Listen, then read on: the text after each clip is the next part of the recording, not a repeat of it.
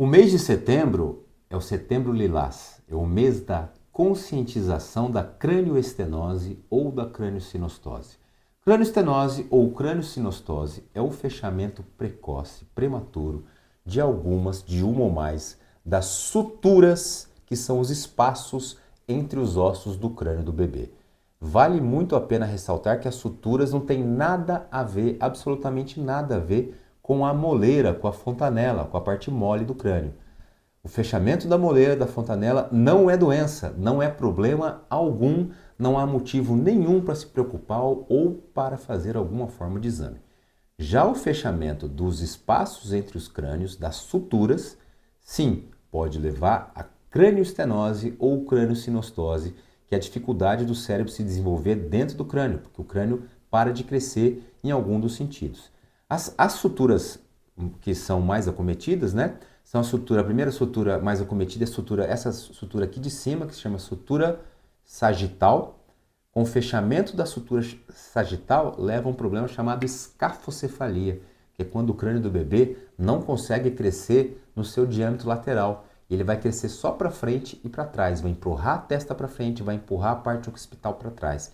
E o crânio vai ficar alongado. Isso se chama escafocefalia. Quando a sutura metópica se fecha antes de nascer, antes do tempo certo, isso se chama trigonocefalia. E atentando que a sutura metópica é a única sutura que realmente se fecha no primeiro ano de vida. Pode se fechar aí entre os 2 e 6 meses. Mas se ela se fecha antes, o crânio fica em forma de triângulo, que a gente chama de trigonocefalia. Essa sutura lateral aqui, o nome dela é sutura coronal. Ela tem uma sutura simétrica dos dois lados. Se as duas suturas se fecham, o crânio não cresce para frente e para trás. Ele vai ficar chato, vai ficar curto. Crânio curto, o nome disso é braquicefalia. É a forma de uma craniosinostose, muitas vezes sindrômica. Quando o crânio fecha-se num sentido só da coronal, isso se chama plagiocefalia anterior. Quando o crânio se fecha numa das suturas lambidoides aqui atrás, isso se chama plagiocefalia posterior. Toda vez que a gente falar em plagiocefalia é o crânio que entorta, pode ser anterior ou posterior. Lembrando que a plagiocefalia posterior é a verdadeira, o fechamento da sutura, porque a gente tem os casos de deformidade posicional, que é outro assunto que eu vou falar depois. As cranioestenoses são relativamente comuns, não são doenças raras. É uma doença que varia aí de 1 a cada 1.500, 1 a cada 2.000 nascidos vivos, 2.500 nascidos vivos. No Brasil, em média, 1 a cada 2.000 nascidos vivos tem alguma forma de cranioestenose. Como eu disse que a sutura sagital é a mais acometida. O ideal, sempre que se fechou a sutura, tem a deformidade craniana e a compressão cerebral. Sempre é cirúrgico. Não existe nenhuma cranioestenose que não seja de tratamento cirúrgico. A família pode até não querer operar, mas isso não significa que não é cirúrgico. É cirúrgico. Tá? Então é necessário que seja consultado um neurocirurgião, uma neurocirurgiã com experiência em crianças, que a gente chama de neurocirurgião pediátrico, que é diferente do neurologista pediátrico ou do neuropediatra. O neurocirurgião vai avaliar quando que é o ideal de fazer cada cirurgia em cada criança. De uma forma geral, a gente precisa operar assim que os bebês tenham condição clínica para isso. Geralmente ali depois dos 3 meses de vida, 3, 4 meses, quando o bebê tem em torno de 6 quilos, que é uma segurança na cirurgia. O risco maior, na verdade o único risco dessa cirurgia é hemorragia.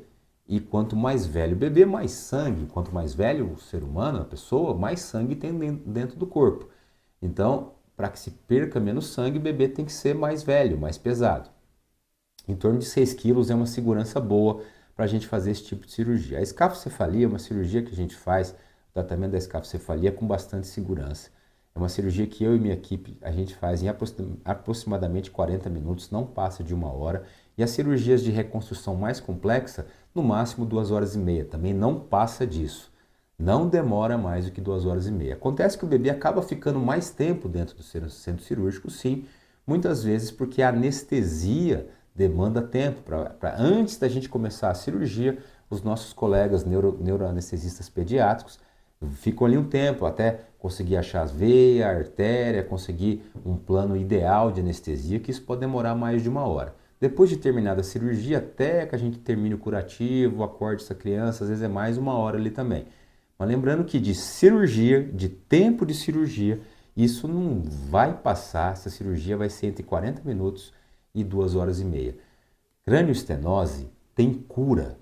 É uma malformação no crânio que pode causar inúmeros problemas de desenvolvimento neuropsicomotor, atraso cognitivo, atraso motor, compressão cerebral, deformidade craniana, que é uma situação que pode causar bastante transtorno para a criança e para as famílias. Ou seja, é uma situação que demanda bastante trabalho, bastante multidisciplinaridade entre todas as equipes que tratam crianças.